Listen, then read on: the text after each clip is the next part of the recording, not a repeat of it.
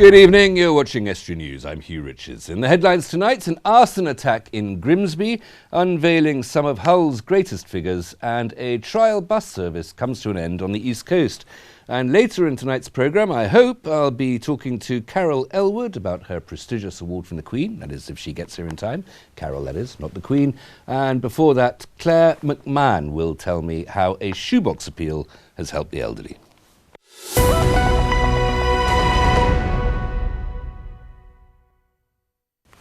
Ferrens Art Gallery in Hull has seen a surge in visitors during its first weekend. 6,000 people passed through the gallery on Saturday and another 4,000 on Sunday. The gallery reopened to the public on Friday after a 16-month refurbishment programme that cost £5.1 million. It features a rare piece of 14th century work by Pietro Lorenzetti as one of the standout masterpieces on display. Withensea's gas supply was restored last night. Around 3,000 properties were affected when it failed on Saturday at around 6 o'clock in the evening. Northern Gas Networks restored service last night and individual properties have been reconnected today. A new group has been set up at Cleethorpes Library for people who want to reminisce. The Memory Lane group will meet on the last Thursday of each month from 11 a.m. to noon in the meeting room at the library. The sessions will also allow people to learn more about the history of the area using the library's local history stock, including books, maps and photographs to trigger memories. The first meeting will be held on the 26th of January. Plaques have been popping up across Hull over the last year to celebrate 100 great Hullensians. The Lord Mayor's Centenary Plaques Project was set up by its chair, Councillor Mary Glue, who was the 100th Lord Mayor of the city back in 2015. 29 are already on display, including plaques to commemorate aviatrix Amy Johnson and Football Association founding father Ebenezer Cobb Morley, but now the full list of 100 greats has been unveiled. Mariners, campaigners, sports stars and authors have all made it and will have their own plaque unveiled in the coming year. Here is Councillor Mary Glue. There's so many untold stories. Yes, William Wilberforce was a great emancipator and a great freedom fighter for slaves, but Sir John Hall, that little boy born up the road from the Guildhall, who was a great emancipator of women. He brought about the first votes, as the Prime Minister of New Zealand, he brought about the first votes for women in the world, an emancipator of women. There's so many stories. I couldn't believe it as Lord Mayor. Every day people would tell me things and I would say, well, I didn't know that, or I didn't know that. So we are revealing so many stories that need to be told. Well, when you look at this collection of plaques and the ones that we've already got and the ones that we're going to have in existence quite soon, you'll get a flavour for the impact that people from Hull and the surrounding area have had on the world. And that's what these plaques are about. They're about a lot of, in many cases, unknown stories or untold stories of people from this city who've gone off to make a mark on the four corners of the earth. I know the people of Hull are proud of their city, but they're also proud of the people, or need to be proud of the people that have come from this city, that have made such an impact on the world. And they need to know more. Hopefully our website and our digitalisation programme will be up and running very shortly, so they'll start to be able to follow the trail of the plaques and read the stories for themselves. And if you'd like to see a full list of those who have a plaque, then head over to our Twitter or Facebook pages. A trial of the Bridlington to Scarborough Hospital shuttle bus will come to an end this month. East Riding Council ran a daily shuttle bus service last year between the two hospitals, but despite an initial 12-week trial being extended to 6 months, the service has failed to attract enough paying passengers for it to become self-financing. The extension of the trial period was made possible by contributions from a range of organisations, with passengers charged £5 for a return journey. The service ends on the 29th of January. On tonight's Hot Topic, I'll be speaking to the Conservative Member of Parliament for Cleethorpes and Immingham, Martin Vickers. Here's a quick preview of what he has to say. We do have a prison population which proportionately is considerably larger than in most similar countries.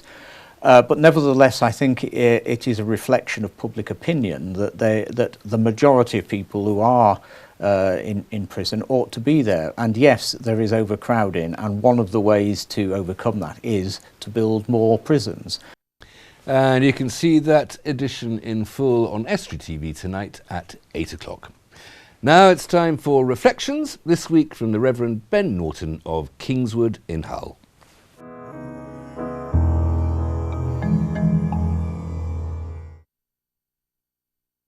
So the angel said, "Peace on earth and goodwill to all." We've just finished our holiday, Christmas, New Year season. And those words will have been bandied around, I'm sure you've heard them. But I wonder what they mean to you now. Now we're back to reality. The season maybe feels like a million years ago. What does peace feel and look like in your life? We're told more and more that more people suffer with anxiety and depression and worry and fear. And as we head into this new year, I wonder what that looks like for you. I believe peace is a verb. It's a doing word. It's not a passive event.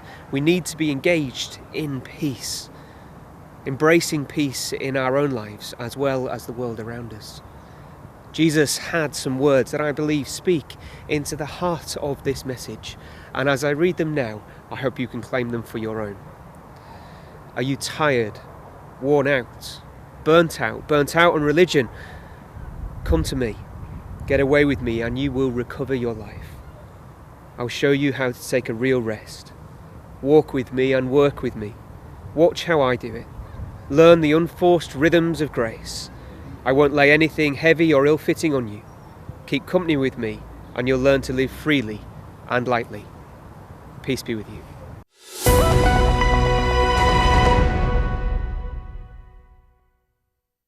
Grimsby Charities shoebox appeal has been a great success, with over 100 shoeboxes delivered over the Christmas period. And I'm joined now by Claire McMahon of Care for All to tell me more. Claire, welcome. Thank you very much for coming in. Thank you for having me. I take it you weren't just distributing shoeboxes. Useful storage containers as they can be. Well, no, they contained lots of gifts, which was the whole idea of the project. So who were the recipients? We run a Meals on Wheels service in the North East Lincolnshire area, and a lot of those people, older clients who live alone through no fault of their own, and we wanted to spread the Christmas cheer. So that's who we delivered to. And I remember people from your organisation were here before Christmas talking about the shoebox appeal. So how many people contributed things to put into the boxes and to provide the presents? We got a massive response actually from that appeal. So one of the reasons I'm here today is to say thank you to all those people who donated. We had a couple of retailers that gave vouchers and some gifts.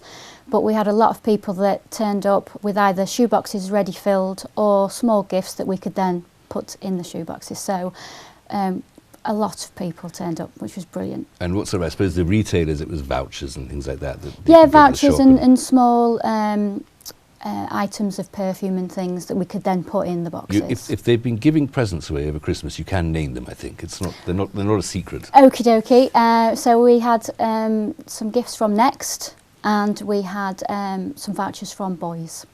What other sorts of things went in there? If people provided little presents themselves, what sort of things could you expect to find in your box on Christmas afternoon? Yeah, we had lots of things. So things like scarves, gloves, confectionery, small bottles of alcohol for the lucky ones.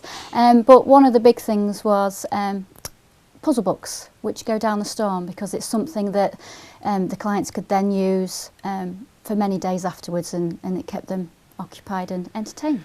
As you said, this is to give a Christmas present to people who live on their own. What sort of response have you had? Fabulous, really. The people didn't know that we were turning up with a gift, so a lot of surprised faces, plenty of happy tears, and just that feeling, that heartwarming feeling of being able to put a smile on someone's face who wasn't expecting to get a gift as well as really nice Christmas dinner that they got. And I hope that the answer to this question is obvious, but what was the Christmas dinner? Delivered on meals? Yes, Meals on Wheels. It was definitely the full works turkey dinner, yes. Now, you've got plans for more shoebox appeals. It's not just for Christmas, as it were. No, as a response to the amount of gifts that we were given, we thought that it would be a nice idea to continue with giving birthday gifts. Obviously not to everybody that we deliver to, because we deliver to hundreds of people, but for those people who don't see anybody other than our drivers, we wanted to make their birthdays a little bit special as well. So we're looking for gifts or anything that you think somebody would benefit from. If you'd like to donate them, then we're more than happy to take them off your hands. And if people would like to donate, how can they get in contact? How can they provide good stuff? Well, we're based at Granthorald Community Hub and Library on Durban Road. So Where? they can In Grimsby? Yeah, in Grimsby. Yeah. And you can. We're there Monday to Friday, 8 till 4:30. So you can actually deliver themselves. Or if you want to give Lindsay, who's our supervisor, a call on 322 915, should be happy to give you more details. Claire, thanks very much. Please don't go away. We will be talking in the second half. Thank you. Join me and Claire again after that. After the break, Dan will bring us a roundup of all the latest sports news, and join me in a couple of minutes then.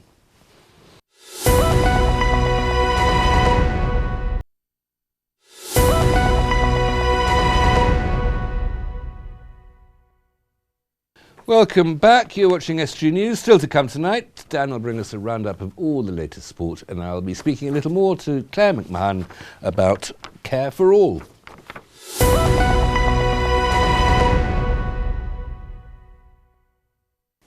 A 13-year-old boy has been arrested on suspicion of arson after a fire in Grimsby. It happened on Friday night in Stanage Walk at around 10:55 when a wheelie bin was set alight and pushed against the front door of a ground floor flat. A 67-year-old man was taken to Grimsby Hospital where he was treated for smoke inhalation. The suspect has been released on bail to a date next month, pending further inquiries.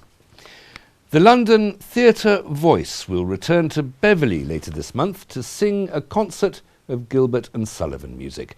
The first half will be devoted to one of their most popular operettas, The Pirates of Penzance. The second half will be a mixture of songs, duets and quartets from some of the other works, including The Mikado and Patience. It takes place on the 28th of January at 7:30 at the Toll Gavel United Church. Tickets cost £15 for adults. Children under 14 get in free with a full paying adult, but any additional children cost £5 each.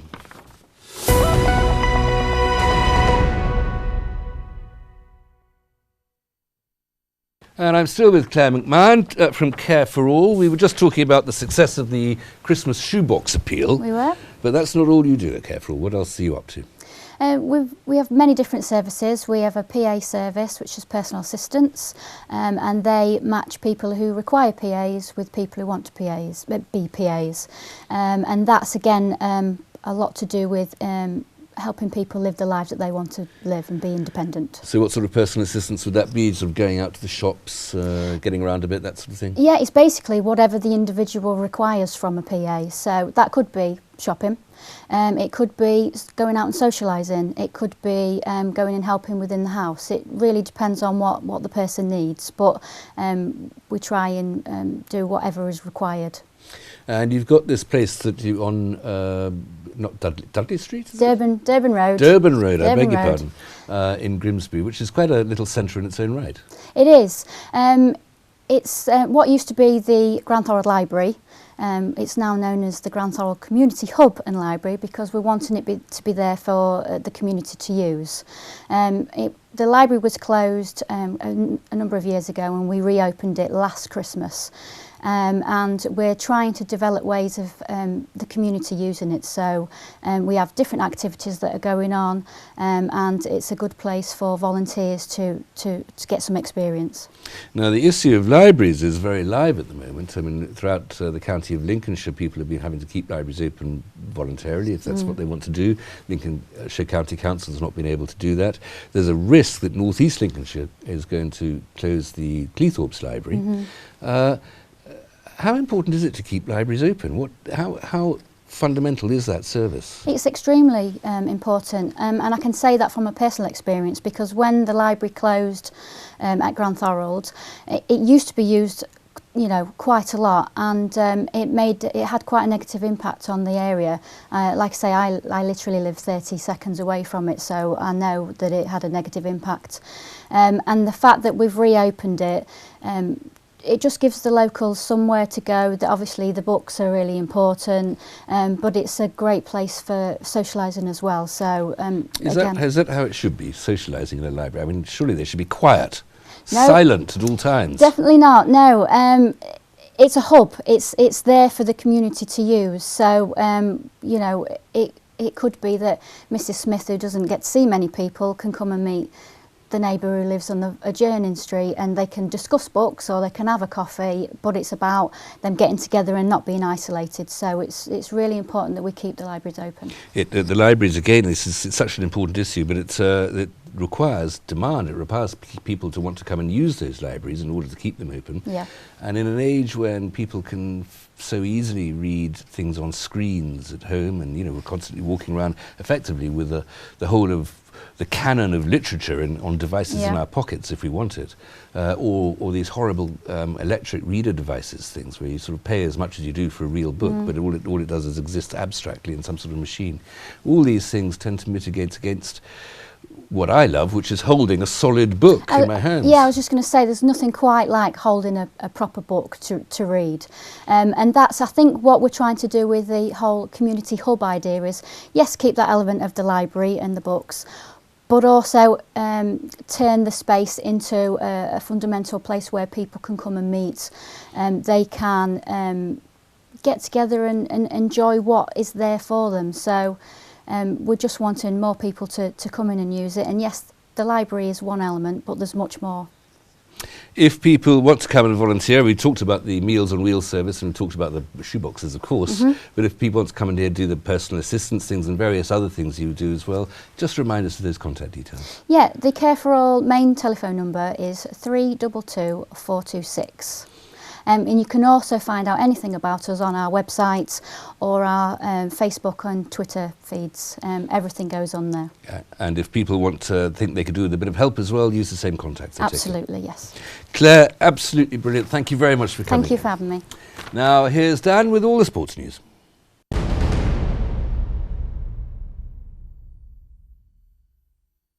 Hull City boss Marco Silva says there's much still to do on and off the field for the club to survive in the Premier League.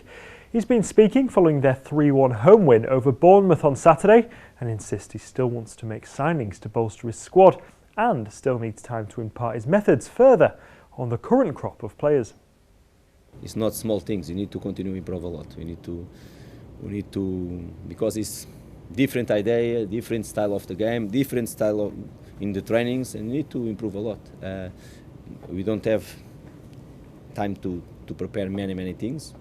When you arrive here, we have two days to prepare the first game, and after more 2 days to prepare Man United game, and 2 days to prepare this game. But what I saw during 19 minutes, I saw many things we pass for the players. I saw many things different in our team, and I'm happy. But you have a lot of work to do in the next weeks. You try to find solutions for our squad also, to continue to find solutions for our squad, because we need to improve. On the game, Bournemouth took the lead in the 3rd minute after Harry Maguire upended Ryan Fraser, but the Tigers fought back through an Abel Hernandez double on his first league appearance since November and through an own goal. City are now up to 18th in the division, adrift of safety by just goal difference. Elsewhere, Scunthorpe United cashed in on slip-ups by their promotion rivals to move back to within a point of the League One summit. Leaders Sheffield United lost 4-1 at Walsall, while Bolton lost 2-1 to Swindon. The division's joint top scorer, Josh Morris, netted his 18th goal of the campaign for the Iron to seal the win away to Northampton. Kevin Von Veen scored their first in the 2-1 victory. Grimsby Town couldn't add to our region's successes over the weekend though. They were beaten 3-0 by Exeter City. Ruben Reid, David Wheeler and Ollie Watkins scored the goals to lift Exeter above the Mariners in League Two. They've now slipped to 11th after Marcus Bignett suffered his 5th loss at the helm. But Marcus Bignett says he's looking for more than just the 3 points.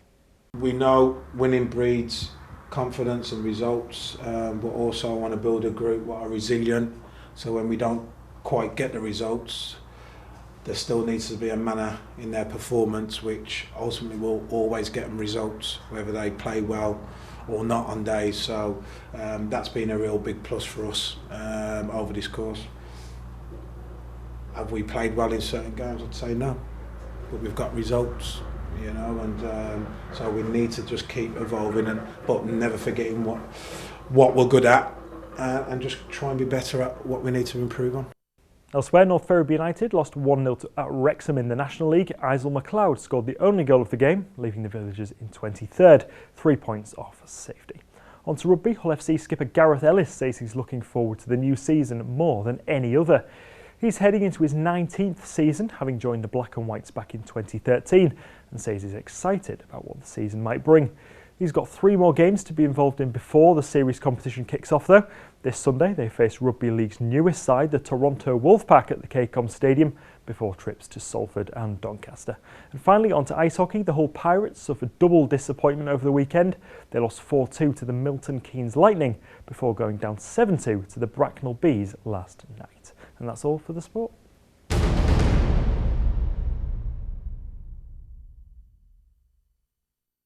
Thanks very much, Dan. Just a reminder before we go that Care for All, if you'd like to go and do any volunteering there or be volunteered, the place to go is the Grand Thorold Library, Claire? Grand Thorold Community Hub and Library. The Grand Thorold Community Hub and Library on Durban Road. Durban Road in Grimsby. I'm so glad you're here.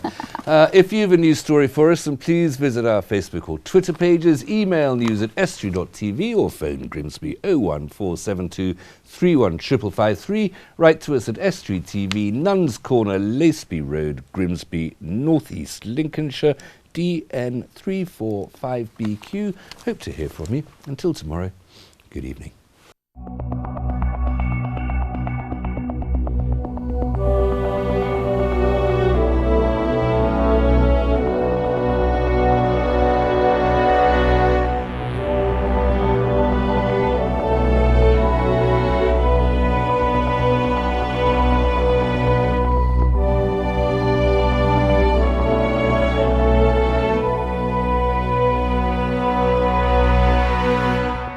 Are you looking for a new or used car? Whatever the weather, Trenton have you covered. Estuary TV Weather, sponsored by Trenton Motors.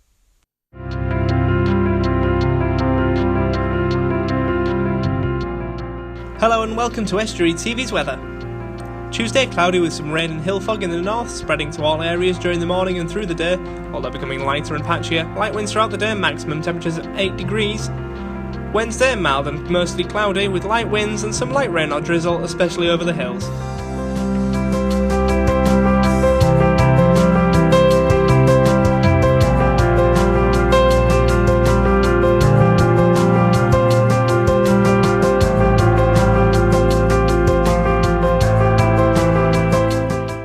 Are you looking for a new or used car? Whatever the weather, Trenton have you covered. Estuary TV Weather, sponsored by Trenton Motors.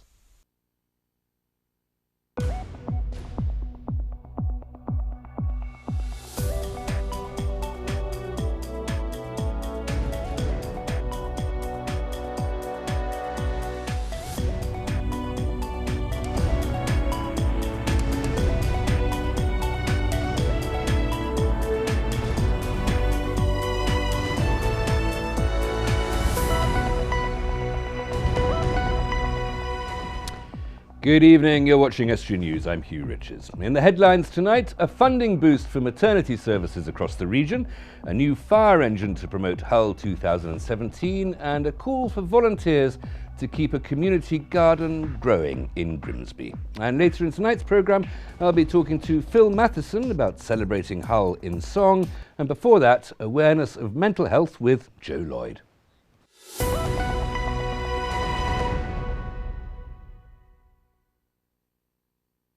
But first, some news. Residents across the East Riding have until midnight to have their say on the future of urgent care services across the county.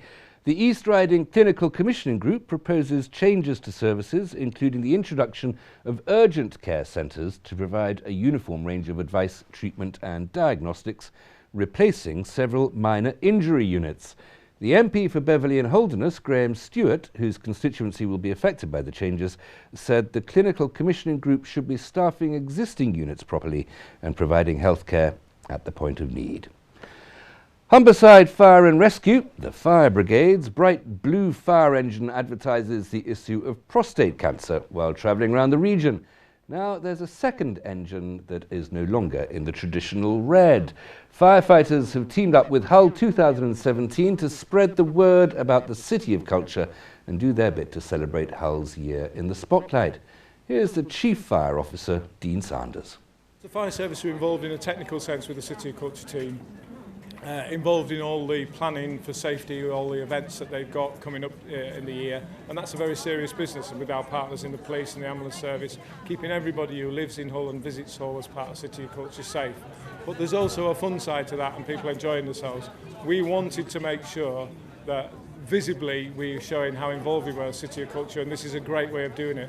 We've also had great success with a vehicle we did last year for Prostate Cancer UK. That's gone down really well, really popular, so we hit on that idea. And we've been talking about this for over a year now in secret, really, with Martin's team. And the result is what you can see today. It's fantastic. I love it. I mean, we're all kids when it comes to fire engines, aren't we? We love them. But to see one done up in our colours, really proudly supporting what I hope is turning into a great year for the city. You just can't ask for anything more. We can't do what we do without the fire service, and so it's great that they're involved. And Estuary News has learned of plans to change another fire engine later in the year. More than £77,000 has been secured for maternity services at local hospitals. Northern Lincolnshire and Goole NHS Foundation Trust will spend the money on advanced safety training for staff at hospitals in Scunthorpe and Grimsby. The grant's part of an £8 million funding boost from Health Education England for maternity services. On last night's Hot Topic, the Member of Parliament for Cleethorpes and Immingham, Martin Vickers, expressed his concerns over the future of Cleethorpes Library. Here's what he had to say. For the council just to have the one sentence in their report about the library service, and it is that, we could centralise the Cleethorpes operation in the Grimsby library, is unacceptable. Cleethorpes people do use their library. I have 2 surgeries a week in the library. I see people come in and go on Saturday mornings. It's not there purely for your benefit. No, exactly. There are, dozens of people in there on the computers. There are people in and out continually. And Martin Vickers will be holding an open meeting at St Peter's Church Hall in Cleethorpes this Friday evening at 8 o'clock to discuss the future of the library. Now, more from the City of Culture. Stories of Hull's past will be brought to life. One historical piece has recently been installed at the Maritime Museum in Queen Victoria Square. Bowhead is a lifelike audio-visual installation which remembers the city's whaling past. It was created by students and staff at the Hull School of Art and Design and the University of Hull. Louise Dempsey is a third-year games design student. We got commissioned to model and animate a bowhead whale for the City of Culture to celebrate the life of them. It's obviously been an important animal for the museums in general. I mean, it was one of the most hunted whales, sort of like in, and obviously that supplied, I guess, some of the financial wherewithal that's probably saw some of the buildings that we're surrounded with now and that have managed to survive in Hull. With the money to build parts of the city, it's really nice now that we can actually look at the kind of future of where the city's going with kind of digital revival in the city, and the project is still using a bowhead whale to sort of encourage that, but actually encourage the conservation as well. It starts with modelling that little guy in, well, it's not so little, is he? That big guy in there, popping a skeleton in him, making him move realistically, which is a big work, and then painting him. And then popping him in some water, making it sound so easy, and making him do everything he's meant to do as a bowhead whale. One of the first things that we discussed when we sat down to talk about the project was that we'd seen a lot of animations in the past where underwater creatures, their tail movements were kind of a little fast, and you didn't feel the pressure of the water. So the way we started, when Louise first modelled the whale and then created the rig to go inside it, the animation rig, was that we started very, very slowly with a very slow animation, trying to feel the pressure of the water, which obviously doesn't exist, and trying to create that. And then we kind of moved into some of the faster movements that you see on there. And that's one of the, I suppose, the difficult things. Yeah. Making him look like he's in water when he is not in water. And in fact, it's just a bunch of ones and zeros as well, you know. I am completely and utterly honoured to be involved in the City of Culture, especially with my two lecturers and like Hull University as well. We've all done it collaboratively as a team, and I couldn't be more proud to make City of Culture like celebrate something that is becoming extinct, really. Call me Ishmael. You can go along and see Bowhead at the Maritime Museum, where it runs until the 19th of March.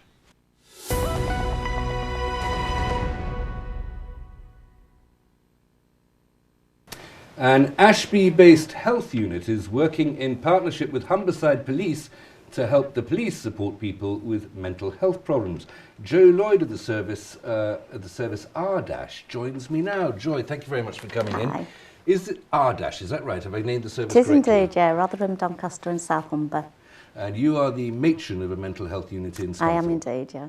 So what are you doing with the police? What are you helping them with? We've started a new initiative whereby we're inviting officers from Humberside Police to work alongside us in the unit to actually see and feel and ask the questions about what mental health problems are, how they present and how we can all help to help the most vulnerable people in society at the time when they most need it. And how did this cooperation come about?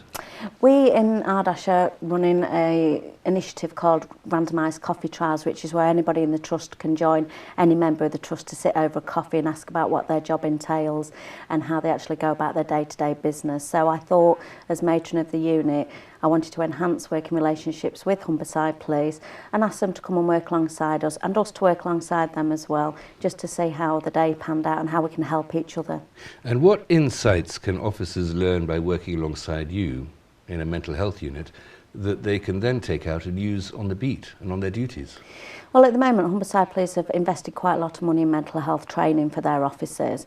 And off the back of that, this is about the ground floor day-to-day reality of learning how to speak to people who may be struggling to express themselves, what to look for on the streets when they're seeing people. So as somebody who may be lost and wondering, do they need mental health services? Whereabouts is that? Do they just need a chat? Do they need signposting? Or do they actually need to come to us for a proper assessment? That is signposting to find help, as it were. Absolutely, yeah.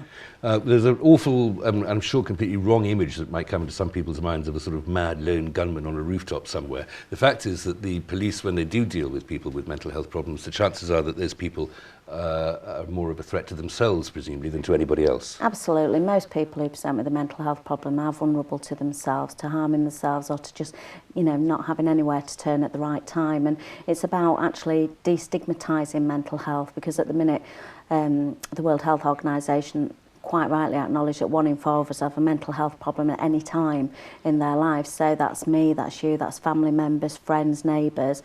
And it's about actually having parity of esteem so that people can get the right help, much the same as you would in general healthcare settings, at the right time. This is a great phrase of, I think, the previous Secretary of State for Health, wasn't it? Parity of esteem between mental and physical health problems. Absolutely, yeah.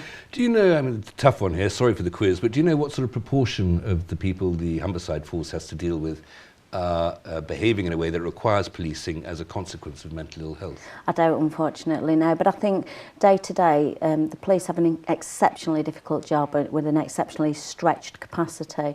And I think day to day, they will have more conversations with people in general who are not known to our service at all. And it's that bit, the link between, so that we can bring people in at the right time.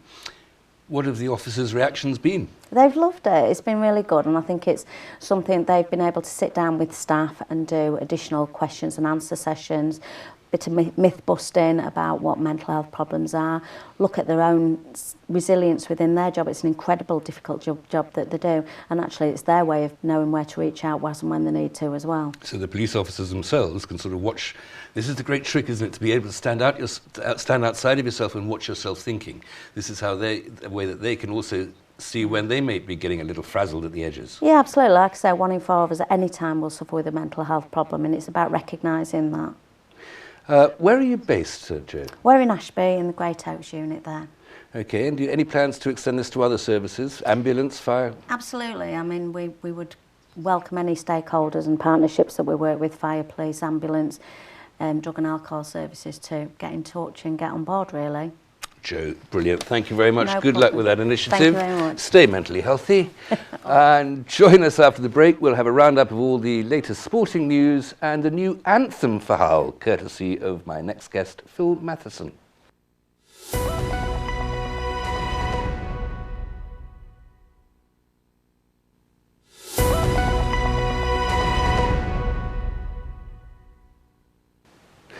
Welcome back. You're watching Estuary News. Still to come tonight, all the latest sports action, and I'll be talking to Phil Matheson about celebrating Hull in song.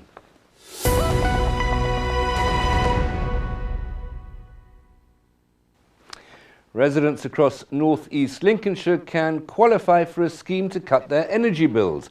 The big community switch has saved more than 800 local residents money on their energy bills since 2014 by offering the chance to switch energy providers. The scheme is open for free online registration at www.nelinks.gov.uk/the big community switch, all one word, the big community and switch, all starting with a capital letter. Volunteers are needed to help develop a community garden in Grimsby. The Buffalo Bill Pocket Park needs a helping hand with various tasks, including painting woodwork and planting flowers. It's hoped that the extra pairs of hands will keep the garden thriving and fruitful for all to enjoy. Back in 2014, Grant Thorold Library was one of 6 libraries in the Grimsby and Cleethorpes area under threat of closure. Like other libraries since then, however, it's found a new lease of life by being transformed into a community hub, complete with its own pocket park. The library is now calling on for volunteers to help expand the library's role as a nerve centre for the area. A lot of people just see it as a library and don't really understand that we do activities. So we do things like a job club, we have maths lessons, we have a family history group, so we have things that are running already. What I would like to do is develop the range of activities that we run here. So in the first instance, I'm looking for volunteers who can offer those sort of classes or activities that they think the local people would actually want to come and join in.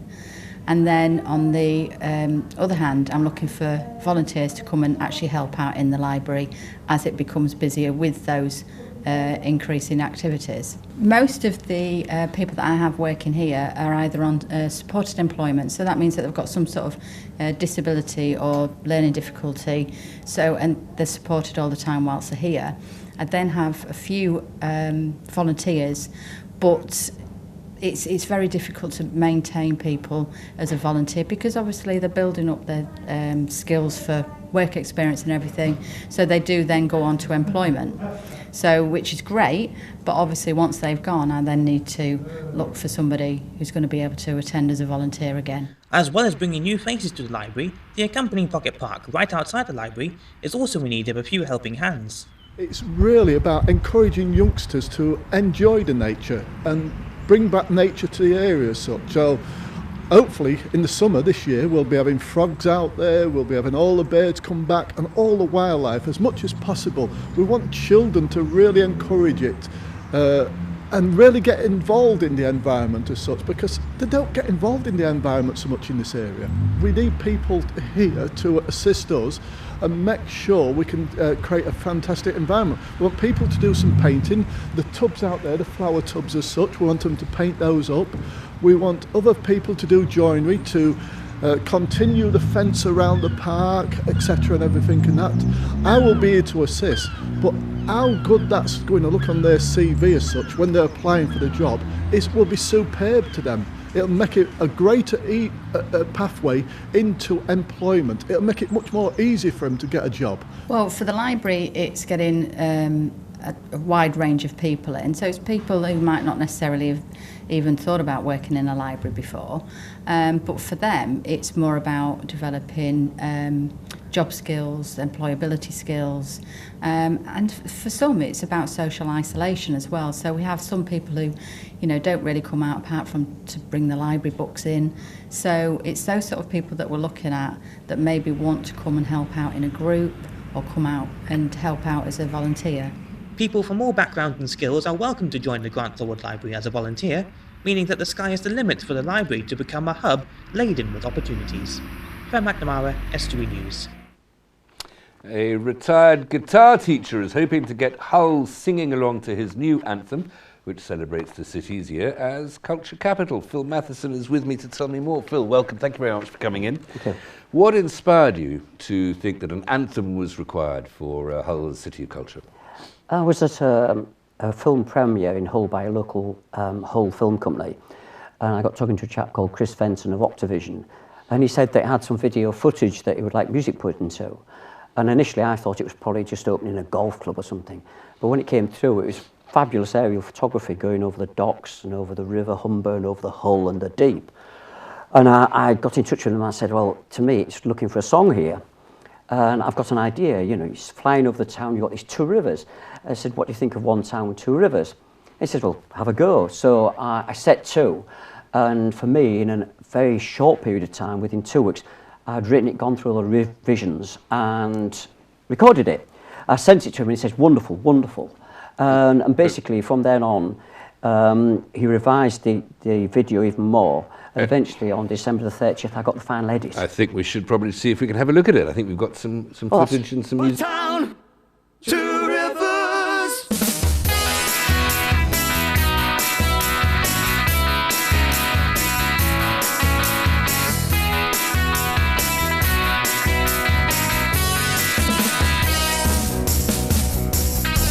I walked through the old town, down to the riverside. As I looked around me, a voice within me cried. Well, it's inspiring. I wish we had more of it. What's the reaction been? Well, so far I've got about 1,000 views on YouTube. I've played it to people. I play the guitar, obviously. People love it. They call it an earworm. They can't get it out of their heads. I've made it so it's very immediate, so it's accessible. I didn't want a song about Hull that was long and wordy with lots of the history. I wanted a song where you hear the chorus, and by the end of the song, you know where the chorus comes, you know what you're going to sing, and you know what you're going to come away with it. It gets your energy going, doesn't it? You can't sit still. That's right. Is there where can people go and find it? YouTube you mentioned. How else can people find it? That's right. If they punch in Phil Matheson, One Town, Two Rivers, and Anthem for Hull, I'm sure it'll come up. Phil, good luck with that. Thank you very much, and I'll be listening to it later. Thank you. In a moment, I will be bringing you all the sports.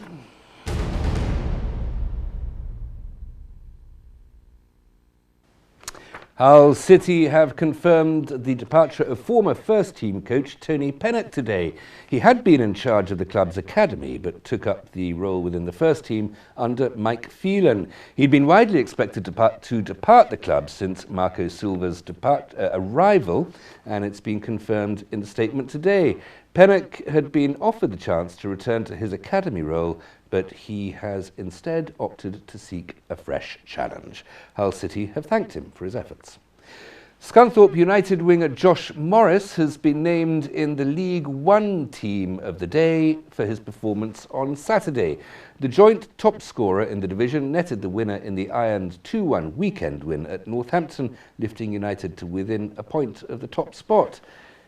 New North Ferriby United signing Matty Templeton says surviving in the National League is 100% achievable.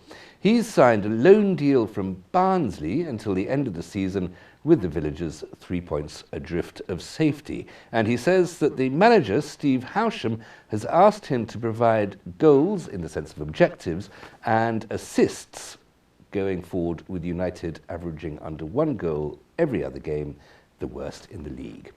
Hull Kingston Rovers will play the Hemel Stags in a training game on Saturday, the club has announced. It'll take place at the Lightstream Stadium at 12 noon, and head coach Tim Sheens says players who don't play in Friday's friendly at Leeds will get most of the game time. The game's expected to last between an hour and an hour and a half, and it'll be non-contact. And that's all for the sport.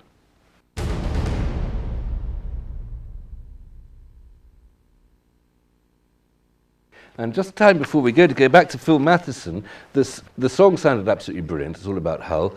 Will you be writing songs about other cities across the UK as they have various reasons for celebration, or are you absolutely and only a Hull man? I'm a Hull man through and through. I was born in Hull, I was bred in Hull, went to Hull schools, went to Hull University. I just think it's exciting times for the town. I wanted to write a song for the town to sing, really to celebrate this moment. I have written some other songs that are about the local area. It's not something I particularly specialise in, it's just when the mood takes me and when I find something that really grabs me to sing about. I expect to be hearing it in the pubs, on the football terraces, in the squares, in Queen's Gardens, Victoria Square. I hope so. For the whole year to come, Phil. Thanks very much. Thank you.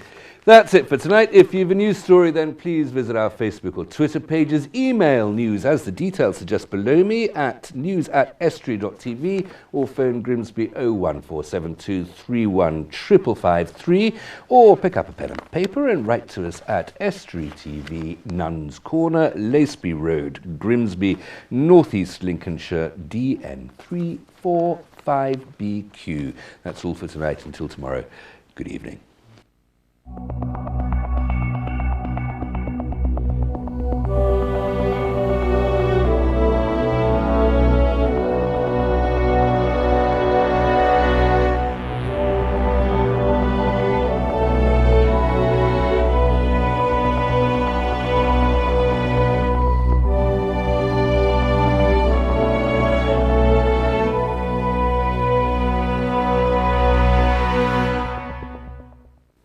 Are you looking for a new or used car? Whatever the weather, Trenton have you covered. Estuary TV Weather, sponsored by Trenton Motors.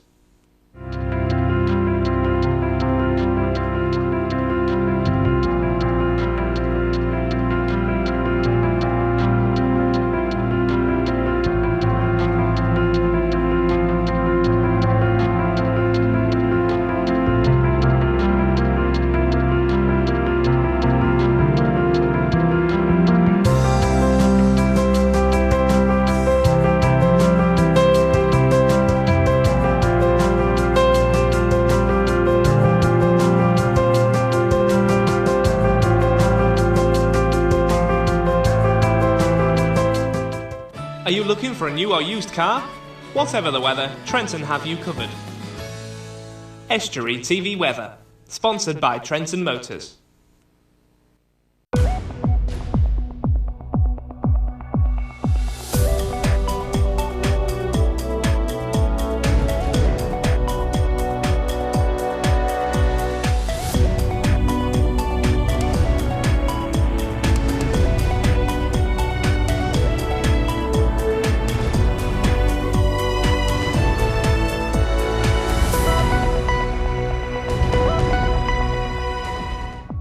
Good evening, you're watching Estuary News, I'm Hugh Richards. In the headlines tonight, an evacuation operation in Scunthorpe, saving a cornerstone of the Cottingham community, and an author encouraging children to think about philosophy. And later in tonight's programme, I'll be talking to North East Lincolnshire's Neighbourhood Watch Team, but before that, I'll be talking to Hayley Thompson and Jane Stoney. They'll be telling me about an appeal for Scunthorpe Hospital.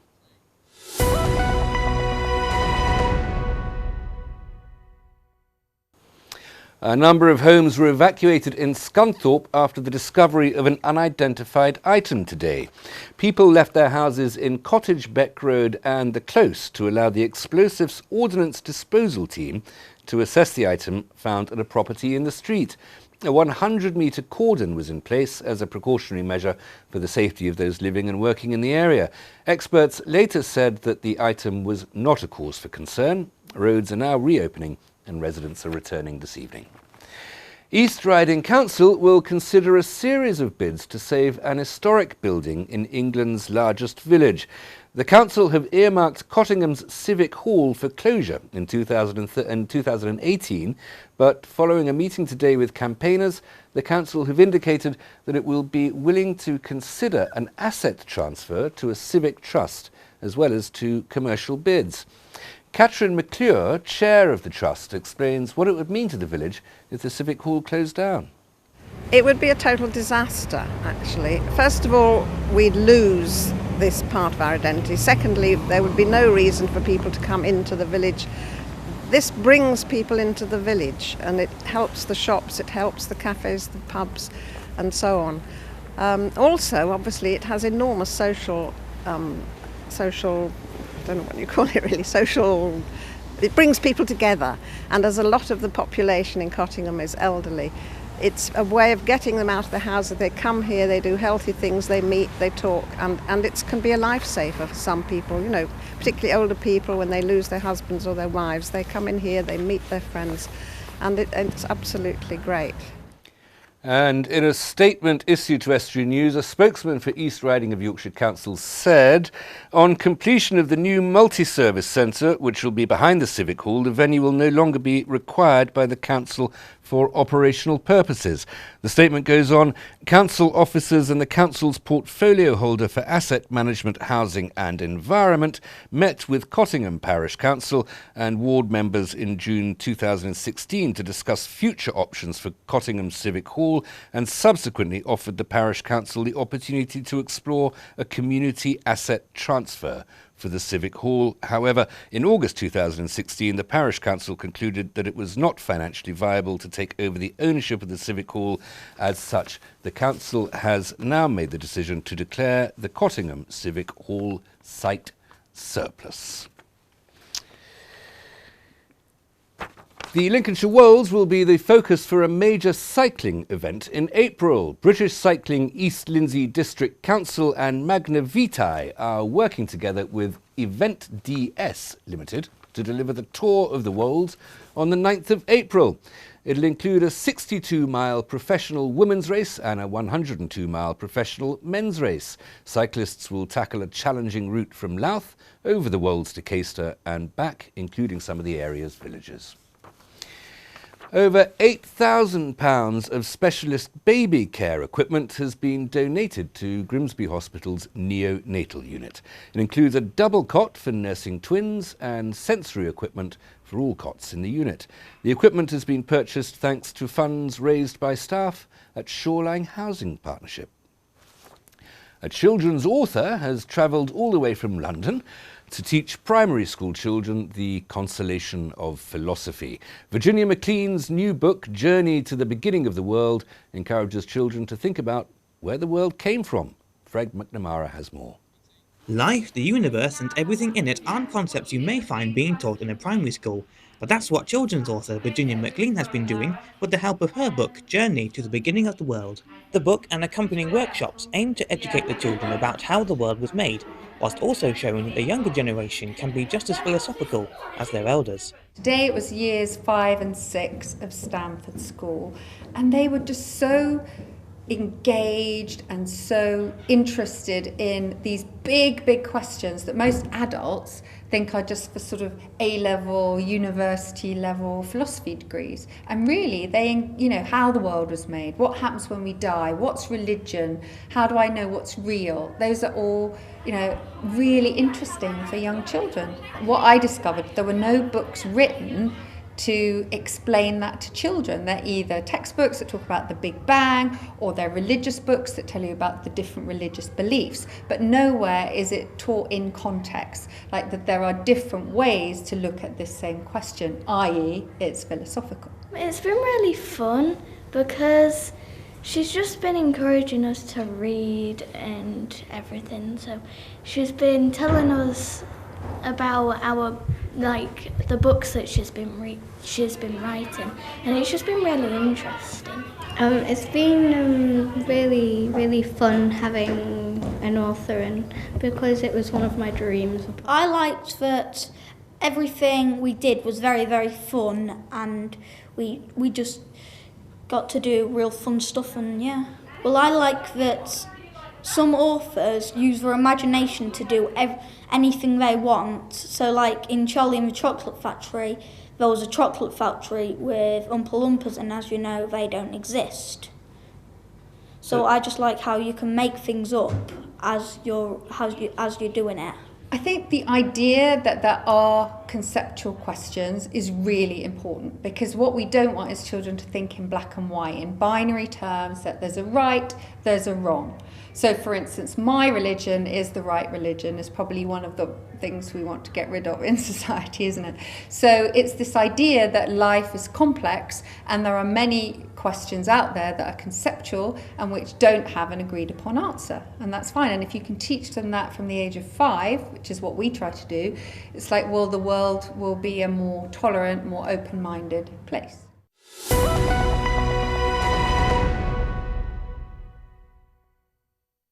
Now, a Coronation Street storyline about miscarriages is helping to highlight a local appeal. The Health Tree Foundation is appealing for £150,000 to create a new bereavement suite in the Central Delivery Unit at Scunthorpe General Hospital. And I'm joined now by Hayley Thompson and Jane Stoney to tell me more about it. Thank you both very much for coming in. I should explain, Jane, you work at the delivery suite. I do, yes. Well, you run it, really, don't you? Yeah, I'm the manager on there. I'm also a midwife. Okay, and Hayley, you've got experience in this charity raising business. Yes, I'm community champion for Scunthorpe General Hospital, obviously working for the Health Tree Foundation to raise awareness of the appeal at the hospital. Now, it's possible that Estuary TV viewers rarely turn to other channels, so they might not know what's going on in Coronation Street. I'm afraid I certainly don't. Just very, very briefly, Jane, what is the storyline that's outlining this issue? Well, last week it focused on Michelle having a miscarriage, a late miscarriage at about 23 plus weeks pregnant. Unfortunately, a baby died, and the effects that had on them as a couple and everybody else in the street. So why does Scunthorpe need this bereavement suite, or why does it not already have one? If mothers suffer this dreadful tragedy, then they need to be looked after. Well, when the unit was built, unfortunately there wasn't one built at that time, and as years have gone by, we've recognised the need to have a designated space for these ladies. At the current time, if unfortunately they've lost the baby, they just have to come onto the labour ward and be with all the other mums who are having their babies, and obviously that's noisy and they can hear babies crying and everything. So we've now got a designated area where the suite's going to be, which is just inside the labour ward doors, so the ladies and the families won't actually have to go onto the labour ward. So it's not just a sort of a private room with a kettle for a cup of tea, it's actual beds for people to recover when they've gone through this. That's what we're hoping for, yeah. Physical as well as emotional trauma. Yes, absolutely. It's a suite of 4 rooms, a shower room, a toilet, a family room and a bedroom. Hayley, 150,000 quid. Yeah. Soon adds up. How are you going to raise it? So what we're obviously hoping is that a lot of the general community get behind us. The midwives have done an amazing appeal already for it and raised £11,000 of it, and now we just hope that the Coronation Street, with it being on national TV, just raises a little bit more awareness, so that people can get behind and fundraise it. They can do an event, they can hold a coffee morning.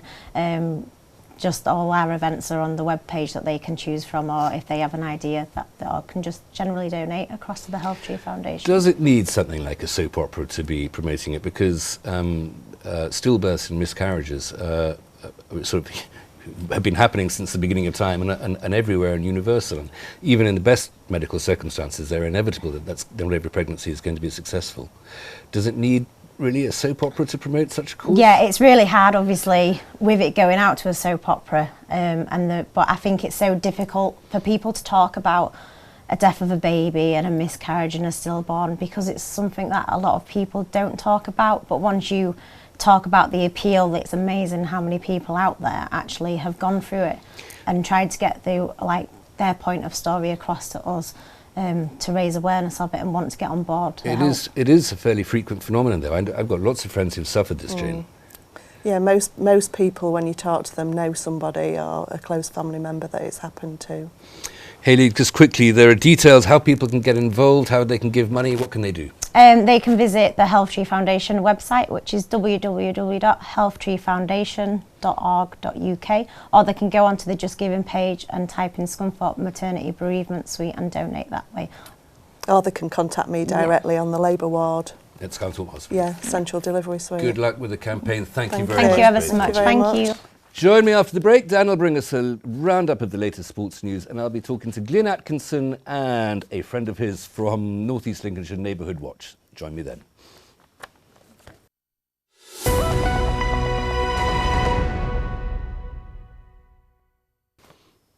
Welcome back. You're watching Estuary News. Still to come tonight, Dan brings us a roundup of all the latest sporting action, and I'll be talking to Glyn Atkinson and Josh Short about tackling crime across North East Lincolnshire.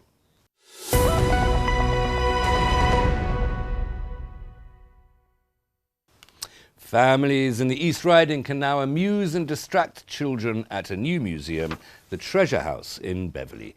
The museum claims that families can have fun at the beach and read seaside-themed books while sitting on pebble cushions. Children can discover unusual items in the museum. They can look closely at objects with a magnifying glass or shine a torch into dark spaces. Much like home, really, isn't it? More information about the Under Fives resources can be found by calling the Treasure House on 01482 392 780. It sounds a blast. £25 million plan for a pre-delivery inspection facility for cars in the Grimsby area has been given the green light. Next year, we'll see the creation of an approximate 60-acre facility for BMW Group to ensure its fleet of cars, presumably as they're imported, are showroom ready. It'll provide storage for 10,000 vehicles. The move will create 100 jobs, and it'll be based as part of the Abel Humber port at North Killingholme. Planning consent has been granted by North Lincolnshire Council.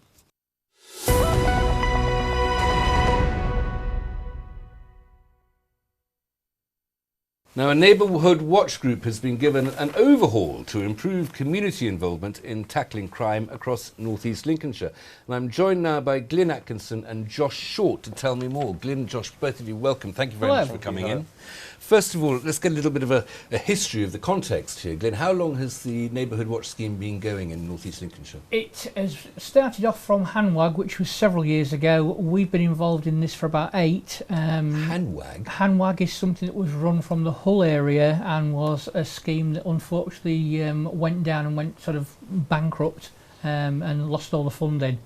What we aim to do is try and get some community cohesion and actually resurrect everything and make people aware that there are people who can help them to encourage community spirit so they can feel safe and be safe in their communities. We want community cohesion, really. We are trying to help people to help themselves. I, for instance, have got some presentations from Age UK that I can give to groups like the Rotary Society, Everyman groups, anyone that might want some help in their local areas, how to start neighbourhood watches, what the sort of crimes are around their area, how to get rid of those crimes if possible, and to assist police and try and make sure that police resources are used in a better way. And Josh, how long have you been involved? I started my post in February last year, so roughly a year. And you've got a slightly more specialist role. What is it that you're doing? So since I joined the team, I've developed a website which we communicate with various agencies and groups across North East Lincolnshire to share information. So for example, if we have concerned residents, they can send information to us. I can have a look at this and then filter that out to anybody who accesses the website across the area.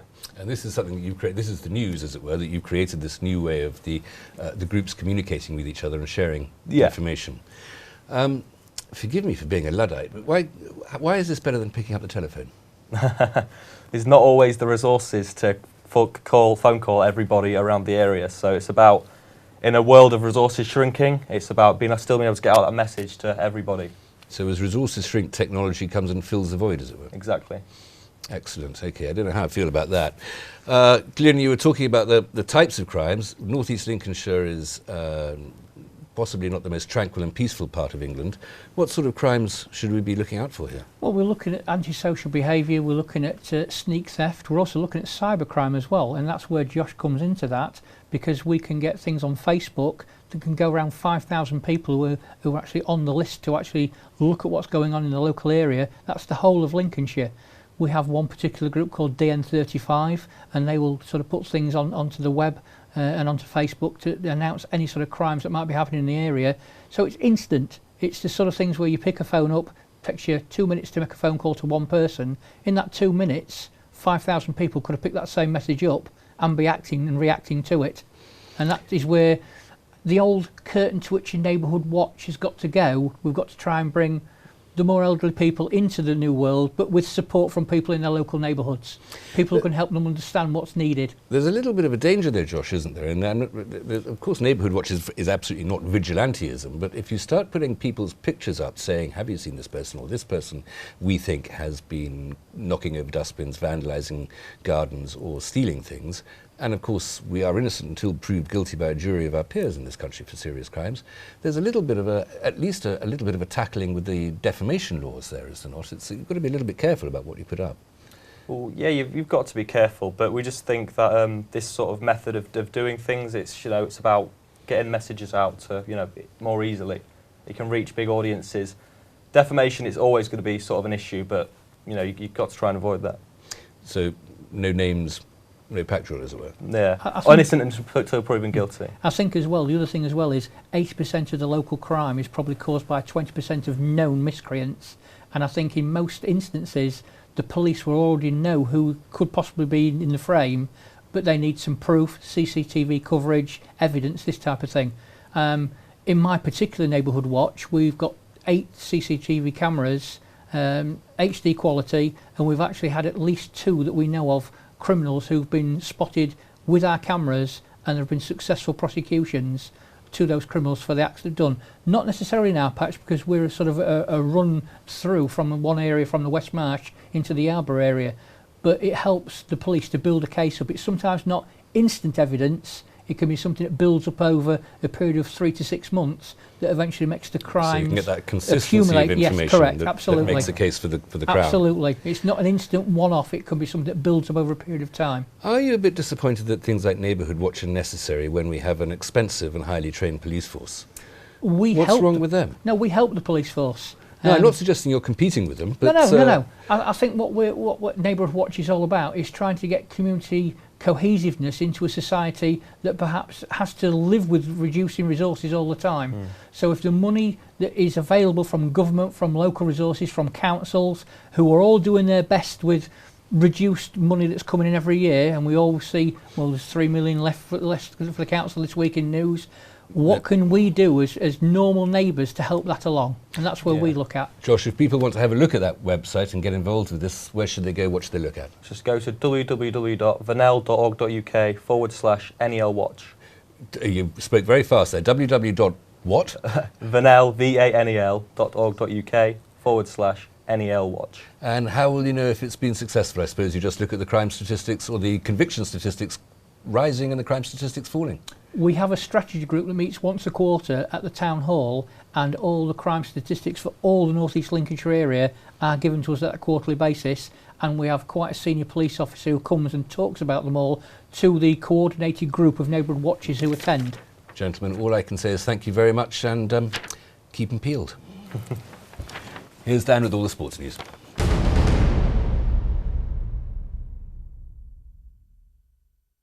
Hull City goalkeeper Alan McGregor has officially joined Cardiff City until the end of the season.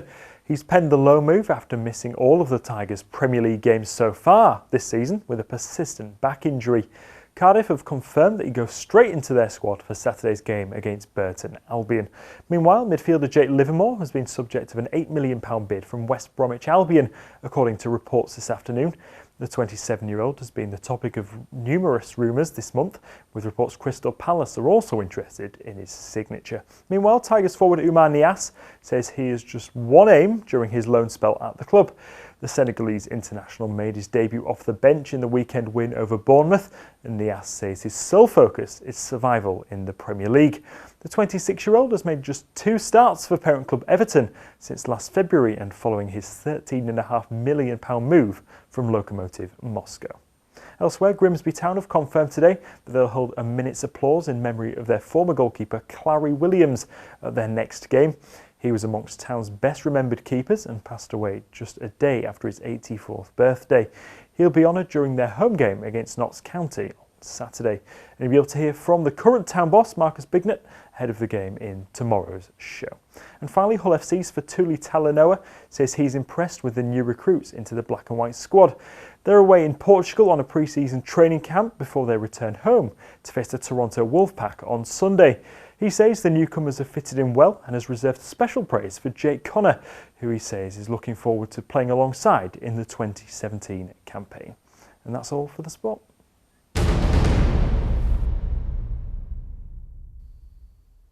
Thanks, Dan. That's it for tonight. I'm afraid if you have a story for us, then we'd be very grateful if you would contact us via Facebook or Twitter, email news@estuary.tv or phone Grimsby 01472 31553 or write to us at Estuary TV, Nuns Corner, Laceby Road, Grimsby, North East Lincolnshire, DN 34 5BQ. That is all for tonight. Until tomorrow, good evening.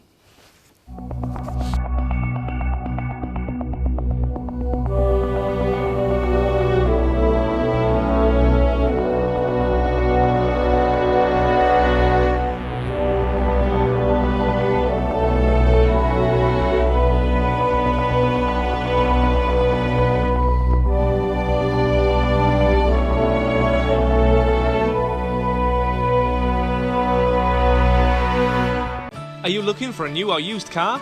Whatever the weather, Trenton have you covered. Estuary TV Weather, sponsored by Trenton Motors.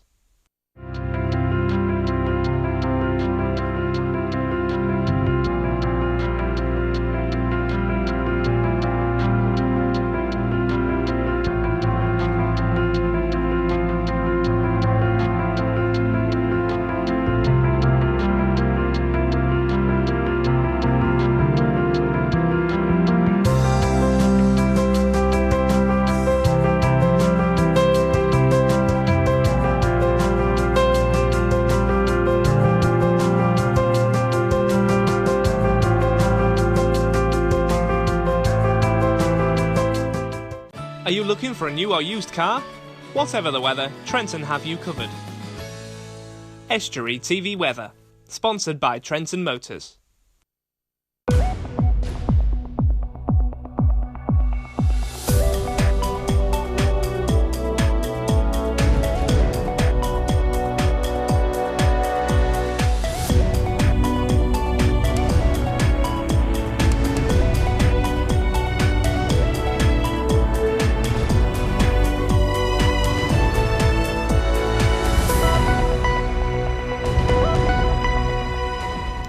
Good evening, you're watching Estuary News. I'm Hugh Riches. In the headlines tonight, a man dies following an arson attack in Grimsby, art in Grimsby Minster, and 100 plaques for 2017. And later in tonight's programme, Luke will be bringing us his weekly roundup of culture news from the UK's culture capital. And before that, a rather exciting night and day with Cleethorpes author Joy Wood.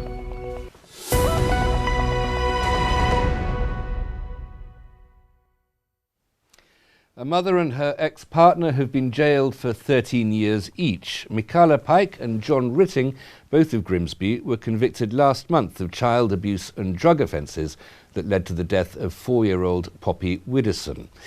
Passing sentence, Judge Jeremy Richardson QC said the defendants existed in a swamp of drug addiction and drug peddling and that Poppy was plunged into a mire of drugs. A pensioner who was rescued from his house after an arson attack in Grimsby has died. The incident took place last Friday night in Stanage Walk at around 10:55 in the evening when a wheelie bin was set alight and pushed against the front door of 67-year-old John Roach's flat. He was taken to Grimsby Hospital where he was treated for smoke inhalation. He died yesterday morning.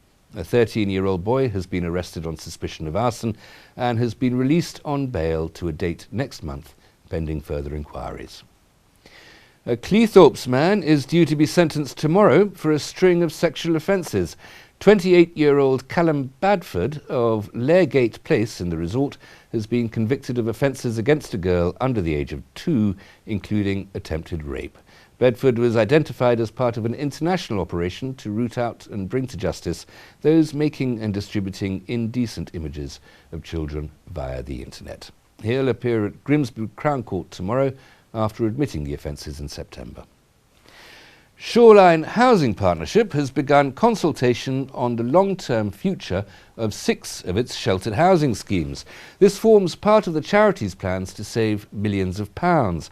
3 housing schemes will form part of the consultation this year, with a further 3 expected next year. The consultation on draft proposals to rehouse residents and then demolish Beach Court, Laceby, The Elms, Humberston and Stratford House, all in Grimsby, runs until the 17th of March. 2 new guides will be keeping the fishing heritage of Grimsby alive on the Ross Tiger. John Roberts and Bob Formby will be taking over from current skipper Dennis Avery to show visitors around the Ross Tiger and its history. Fred spoke to the guides to find out more.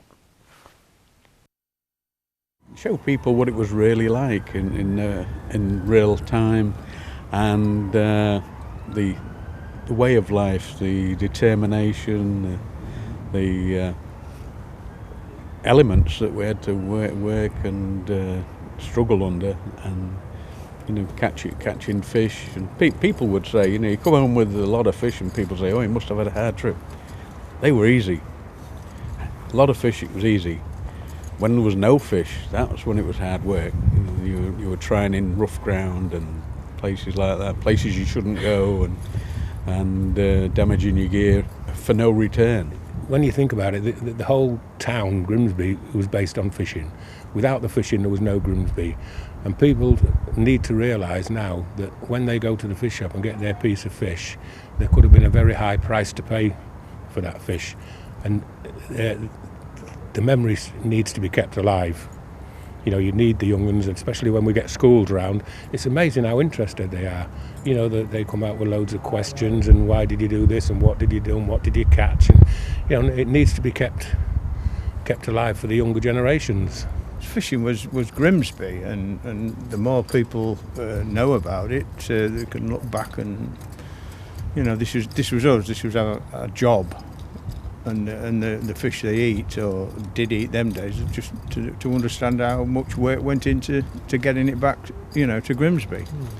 And all over the country, because the old fish train at 5 o'clock used to close the Dock Street crossing, probably 15-20 minutes across Cleethorpe Road every night. And that train was going to Billingsgate, so it was not just the local fishery. It was, the amount of fish that we're bringing in then, locally, you couldn't handle it. It had to be for the whole country, and even export as well. Yeah.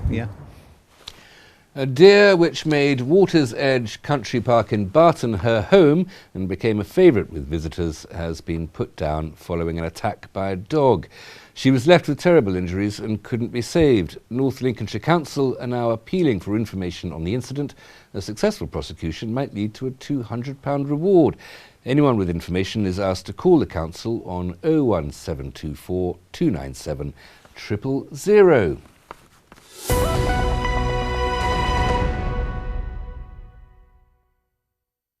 Now, Catherine Knight has it all, a beautiful home, a loving husband and a successful job. But a visit to a psychic threatens to change all that, turning Catherine's life upside down. Such is the premise of the latest novel by Cleethorpes author Joy Wood, who joins me now. Joy, welcome. Thank you very much for coming in. Thank you for having me. Have a look at your latest work, Night and Day, both of them spelt in the unexpected way. Yes. Very quickly, give us a quick plot synopsis without any spoilers. Without any spoilers. Well, basically somebody's killed on the very first page, so somebody dies, and the story is a romance But hopefully when the reader's reading through it all, they'll be wondering about that first page. Who is it that dies? Because it doesn't identify who that is. Who dies and how does that fit into the story? I would suggest it would be poor storytelling to identify it on the first page, who is the guilty party or even the victim. It doesn't say the victim either. Okay, well that sounds absolutely fascinating. Now you've got a little bit of a connection with your main character here in that you have worked as a nurse and your heroine or your protagonist is a nurse as well. That's right. I've worked for since I was 18 as a nurse, and I've only stopped the last couple of years when I've been writing. So I've had a varied career in nursing all over Lincolnshire and in Cleethorpes and Grimsby. So how did you come to writing? Well, I always wanted to, and a few years ago I wanted to see if I was able to do that. So I took some time out of nursing and I wrote my first book, For the Love of Emily, and it was so successful, much better than I ever envisaged that would happen. So I decided to do the second one. When people came to my book signings for the first book, they kept saying to me, "Are you the nurse from Cleethorpes?" You know, they'd seen me in the local papers, and they were asking about a nursing book. Do you write nursing books? And seemed to indicate they would like a medical type romance. Yes, so this I should emphasise, this is not instructions on CPR. Or not at all, like and I kept it to a minimum, the nursing details. I didn't want to put people off completely, so there's not loads of nursing things in it, but it's in a hospital, it's set in a hospital, yes. And your first book, For the Love of Emily, also available, I think, still. I had a chance to look through this afternoon. Joy, it's quite raunchy, isn't it? Just a bit. It's very exciting. I thought. Well, yes, but hopefully there's a real good story there, because that was my intention. I knew that the sex might sell the book, but also I wanted to make sure it had a good story. Unfortunately, the reviews are reflecting that. People do like the story.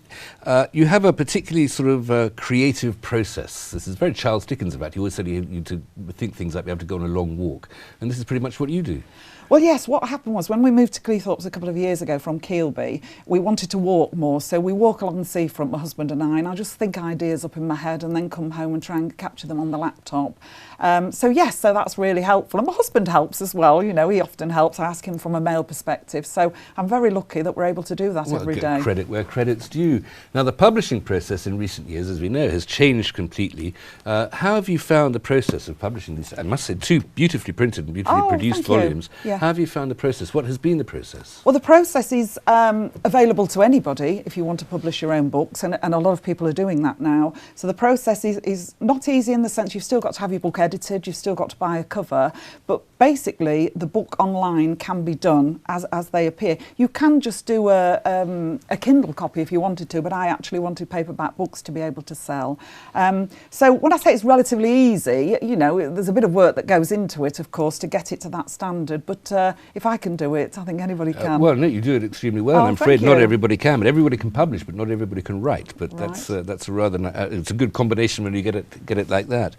Who do you read then? Who are the authors who inspire you to think, well, I wish I could do that? When I was very young, there was a book that came out, and I think it must have been maybe the 50 Shades of Grey of that time, and I was about 12, and it was one of those books my mother wouldn't let me read. She kept saying, when you're older, when you're older. Read, aren't they? And it was by an author called Sidney Sheldon, and it's when I first read it, because I sneaked it when I was about 12 or 13, and it took me to a world of where reading does, or good writers take you, where you think you're in that story. And it really excited me. The story excited me. And since then, over the years, I've read dozens and dozens and dozens of books, as we all have. In terms of good writers, honestly, I read a lot now of people that are not well known, that are like myself, that are just starting out. But I read anything. I do like female books. If I'm on holiday, Daniel Steele, something like that. Barbara Taylor Bradford. I like anything like that. But as I say, there's a lot of authors that I'm trying to give support to as well. So I read anything, really. Now, I'll just remind people of the titles. For the Love of Emily, that's been out for a while. The new one, Night and Day, night as in a knight in shining armour, day as in, I suppose, a sort of a Turkish prince of some sort. By coincidence, I know there is no Turkish print of the book. How can people get their hands on these books? They're available from Waterstones to order, but most people get them online. They're available from Amazon online, and as a Kindle copy as well. If people don't want to spend on a book, the Kindles are relatively inexpensive, I think about $2.69. And so if they go to Amazon, look up your name, Joy Wood, or the titles, Night and Day. That's right, that's correct, yes. Brilliant, Joy, thank you so much for coming in. Oh, well, very quickly though, we had the story about the new guides on the Ross Tiger. You've got a connection, haven't you? Absolutely. The Ross Tiger, my father sailed on the Ross Tiger many, many years ago, as he did a lot of trawlers from Grimsby. Joy, thank you so much for Thank coming you. in. Good luck with the books. Join me after the break. Dan will bring us a roundup of the latest sports news, and my colleague Luke Adams will join me for a roundup of events in the City of Culture.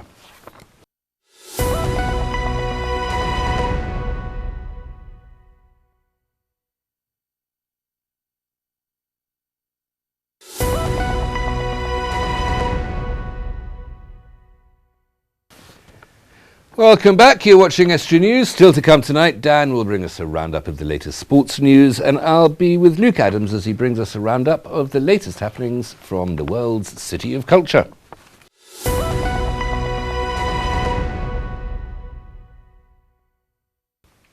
Grimsby Minster becomes an art gallery thanks to the Art in the Minster project, put together by Our Big Picture Limited with support from Arts Council England and the 2021 Visual Arts Centre in Scunthorpe. The current exhibition is a chandelier adorned with spare earrings. Fred McNamara has more. Spare earrings have been transformed into an art exhibition at Grimsby Minster. The third in a series of 4 exhibitions titled Art in the Minster, the Chandelier of Lost Earrings is a 2.5 metre tall sculpture constructed from earrings donated by members of the public. The sculpture weaves these intricate trinkets together whilst also bringing memories connected to the earrings to life. For quite a few years, quite a long time, I've been wondering what to do with all the earrings that I have in my drawer that don't have a pair. And I kept on wondering about an art project that could be made out of this, and I could never think of one. And Sharon and I, who we made the piece collaboratively, were working at St Mary's Maternity Hospital in Manchester as artists. We were doing works within the building, and we talked quite a lot with the staff. And really, we were wondering about making something that added a piece temporarily in the hospital that took people's attention away from quite a stressful job and quite a time-consuming job, just to rest their eyes upon for moments in a day. And we asked people the sorts of things that would do that for them, and the words that people said were colour, light, movement, beauty. So we thought, oh, chandelier, that would be good. And then I thought, earrings! Earrings, everybody's got earrings. So that was also a way that we could engage with the staff, but also the patients at the hospital in a very small but quite meaningful way, so that people could offer something into it without it taking up all of their time. And people just responded instantly. It was as if we'd opened the doors to this kind of flood of earrings. People have them, and people enjoyed adding them to an artwork rather than keeping them in a drawer so that they were never seen. It is very sort of touches women quite a lot because of the earring side. Not that men don't wear earrings, but it's women that have been given earrings as presents and have lost the other one, and those stories behind it. I think that's actually the common theme through all our exhibitions, has been very much about story and storytelling and memories as well, and looking back at why objects have memories or why there's some significance to it. This one again is in the Lady Chapel, which the first one was in the Lady Chapel, but it's just a lovely area to work in the Minster. We're given access to all the Minster, and we can work with the Minster staff to actually just select the area that we want to be in, and that's interesting as well about how that we interact with the people that come to the Minster. From my point of view, I think it's immediately engaging for so many people. It's a very accessible work of art, partly because people have engaged in it already, and that's spoken about in the piece. You can see that it's people's stories are part of it. It brings another dimension of contemporary art to Grimsby. It adds to the cultural offer of Grimsby, so that, you know, we are actually cultural wise, and it's within a beautiful cultural setting, heritage setting as well. So it adds to our cultural offer, and a whole experience of being, you know, visiting Grimsby, if you're visiting Grimsby for the first time as well. On display from the 18th of January to the 15th of February, the Chandelier of Lost Earrings promises to elevate Grimsby's prestige as a cultural hub in North East Lincolnshire. From McNamara, Estuary News.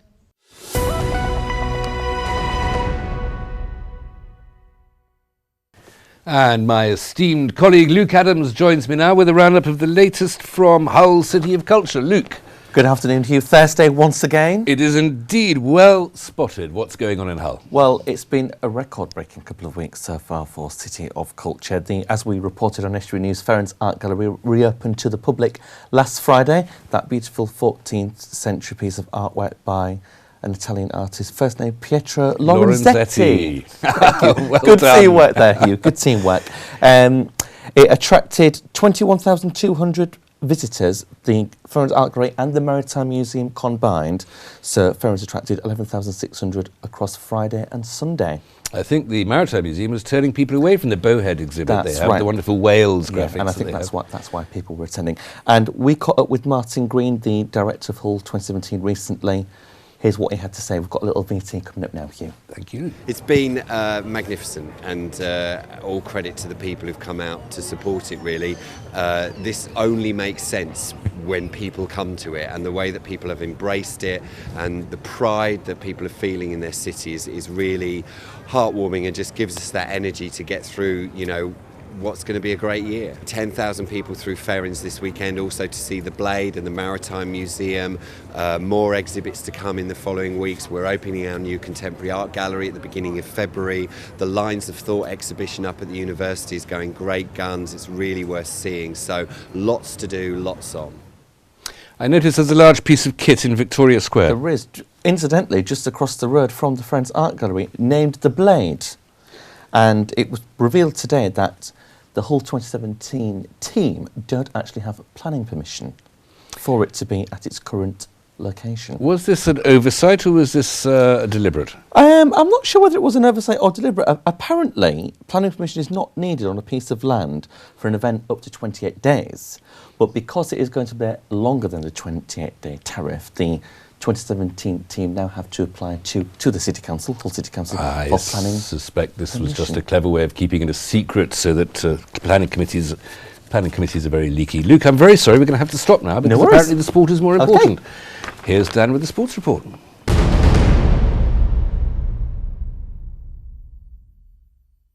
Hull City midfielder Jake Livermore has reportedly had a medical in West Bromwich Albion this afternoon ahead of a £10 million move to the Hawthorns.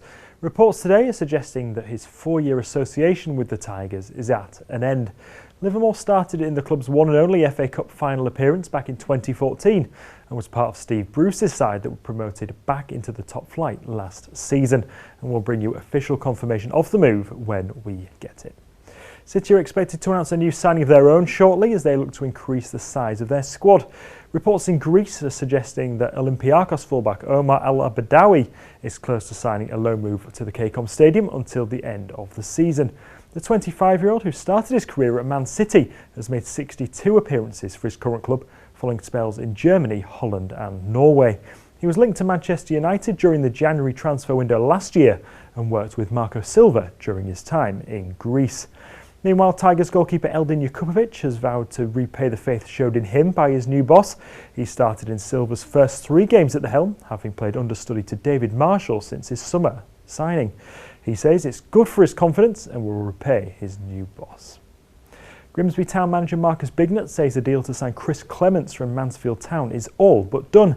The midfielder, who was once described as the best midfielder in League Two, will become the Mariners' 5th edition of the window. Here's the town gaffer and his assessment of his latest signing. Bring a technical ability of this level, and when we talk of this level, we're talking about the top end of this league. He's certainly one of the technical players of this league, and bring creativity as well. So with Chris Clements coming in, bring technicality to the group, where we want to go to, and also bring that creativity. And he was one we identified for the summer, but a bit like Gav Gunning, we're really grateful of the board for allowing us to bring him in at this opportunity. Clements joined Solihull Moors duo Jamie Osborne and Akwasi Asante at the club after they were announced yesterday. The pair were unveiled at Cheapside this afternoon, and Bignett says he made guarantees to them both over making it into the Football League. You don't really ever want to go back to your old club and take players, but you know the remit of them actually coming to Solihull Moors was to use that football club for the opportunity to get back into the Football League, and it was one where they had two options really. One where they could showcase their ability and Football League clubs come in for them, or the day if I got into the Football League, it was certainly one of those. I promised them if they done well for Solihull, there are certainly players I'd like to take with me, and I've kept true to my word. And one of the line of town news is that youngster Josh Venny is set to leave the club on loan. He'll be going to Sutton Coldfield to join up with fellow town prospect Max Wright. Graham Alexander won't rule out further additions to his Scunthorpe United squad this month. He says he's acquired his main targets and has no bids in at present, but wouldn't completely dismiss further incomings to Glanford Park. He's already brought in Matt Crooks from Rangers, Ivan Toney from Newcastle and Craig Davis from Wigan, as well as extending the loan of Harry Toffolo from Norwich until the end of the current campaign. And finally for now, former Hull FC and Hull Kingston Rovers player Craig Hall has been named as the first ever captain of Rugby League's newest club. Canadian outfit the Toronto Wolfpack visit the KCOM Stadium on Sunday for their first game, and they'll be led out by their new skipper. He came through the FC Academy after scoring a hat-trick on debut back in 2007. And that's all for the sport.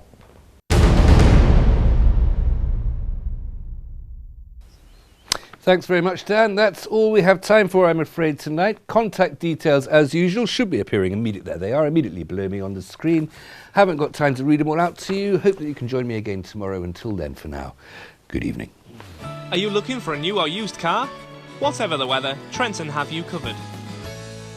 Estuary TV Weather, sponsored by Trenton Motors.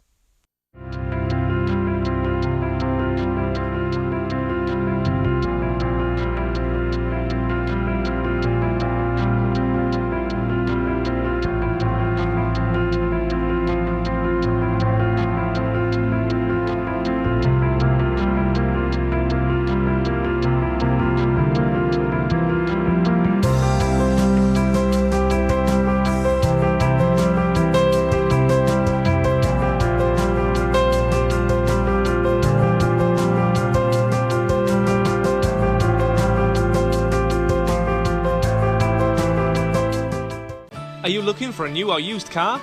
Whatever the weather, Trenton have you covered. Estuary TV Weather, sponsored by Trenton Motors.